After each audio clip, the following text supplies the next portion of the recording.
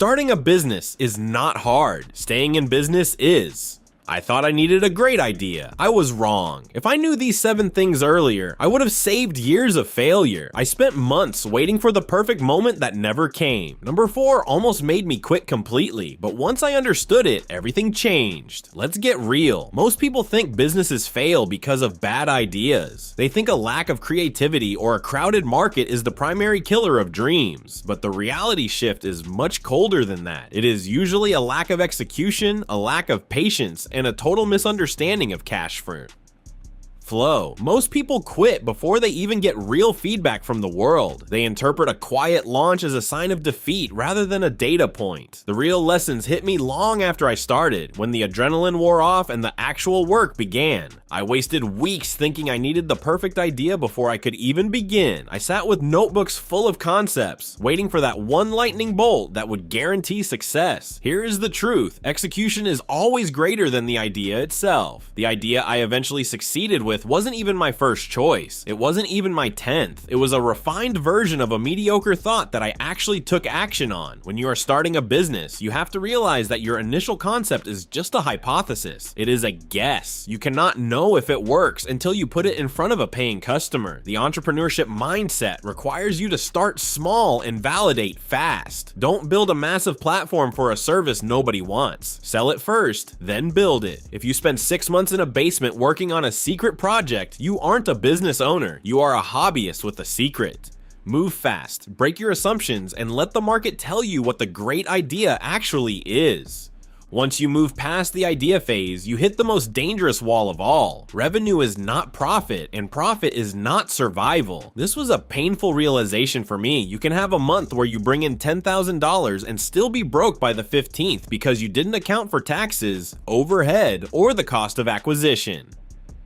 Bills do not wait for your projected growth. They do not care about your 5-year plan. Businesses do not die from bad ideas. They die from running out of money. Cash flow is the oxygen of your company. If it stops for even a moment, the whole thing suffocates. I used to think that as long as the sales were coming in, I was safe. I was wrong. I had to learn how to manage the gap between when I paid for a product and when the customer paid me. This next mistake made me lose my first real momentum because I was focusing on the wrong numbers. I built things nobody asked for. I spent thousands of dollars on high-end branding, a complex logo, and a custom-coded website before I had a single customer. I was overbuilding because it felt like progress. It is easier to pick out brand colors than it is to cold call a lead or run an ad. I was spending my most valuable resource, time, on perfection instead of validation. I thought that if the website looked professional enough, the sales would just happen. The simplest version of my product, a basic offer on a plain page, actually performed better than the over-engineered version. Why? Because the customers cared about the solution, not the shadows on my logo. If you are starting out, stop trying to look like a Fortune 500 company. Be a lean, fast-moving solution provider. Use the tools you have. Perfection is just a fancy word for procrastination. If you aren't embarrassed by the first version of your product, you probably launched too late. This leads to the most difficult psychological hurdle I ever faced. You are not your business. When you put your heart into a project, every rejection feels like a personal attack. If a customer says your price is too high or your service isn't for them, it feels like they are saying you are not good enough. This is an emotional trap that leads to burnout. The reality is that customers do not reject you. They ignore offers that do not fit their current needs. This mindset shift changed everything for me. Once I stopped taking the data personally, I could actually look at the business objectively. I could see that a no was just feedback. It was a sign that my messaging was off or my audience was wrong. It wasn't a reflection of my worth as a human being. Separating your identity from your balance sheet is the only way to survive the long haul. We often hear that passion is the key to success, but motivation disappears after about 2 weeks. When the initial excitement of the new venture fades, you are left with the mundane reality of daily operations. What actually works isn't a burst of inspiration, it is systems, habits, and boring repetition. The boring days are where businesses are built.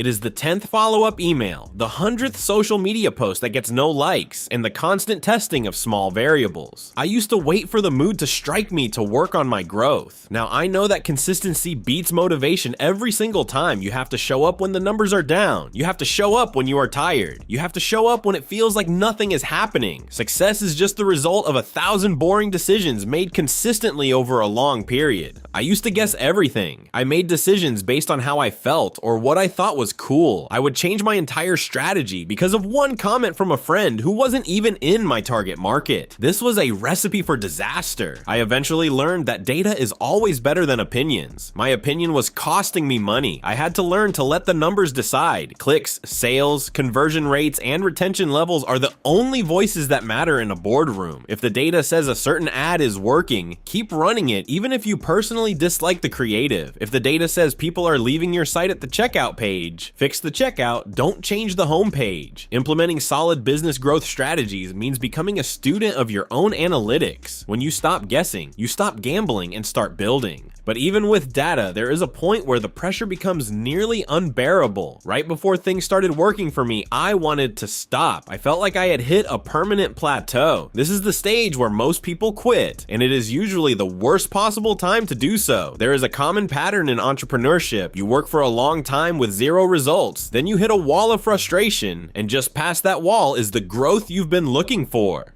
Quitting feels right in that moment because it ends the pain of uncertainty, but the people who win are the ones who can tolerate that uncertainty a little bit longer than everyone else. I did things differently this time. Instead of folding, I looked for the friction. I realized that I didn't need a new business, I needed a better process. This was my turning point. I stopped trying to do 100 things at once and focused on one offer for one specific audience, using one reliable system. Simplicity wins. Clarity is a competitive advantage. Early wins started coming to me only after I cleared away the noise. I stopped chasing every new trend and focused on what was actually moving the needle. I realized that I didn't need more complexity, I needed more focus. If I could go back and talk to myself on day one, I would summarize everything into 3 core truths. Starting a business is simpler than you think, but it is much harder than you expect. First, you have to start messy. Do not wait for perfection because it is a ghost. Second, you have to stay consistent long after the motivation has left the building. Discipline is the only bridge between a goal and an accomplishment. Third, you must listen to the data, not your fear. Your fear will tell you to quit, but the data will tell you how to pivot. If you can master these 3 things, you aren't just starting a business. You are building a future that most people only dream about. If this saved you from making even one of these mistakes, you are already miles ahead of the competition.